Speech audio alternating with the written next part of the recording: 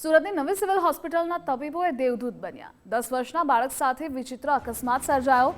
બાળકે મદ્રેસાના બીજા માળેથી પડતા સળિયો આરપાર થયો હતો। બાળકના ખભાથી ગળાની આરપાર આ સળિયો નીકળ્યો હતો। 3.5 ફૂટના સળિયા સાથે બાળકને હોસ્પિટલ ખસેડાયો। અડધો કલાકના ઓપરેશન બાદ સફળતાપૂર્વક સળિયો કાઢ્યો। શરીરની કોઈપણ નસને નુકસાન પહોંચાડ્યા વગર ઓપરેશન કર્યું। हाल तबीबों की देखरेख हेठळ बाळक ए संपूर्णपणे स्वस्थ है।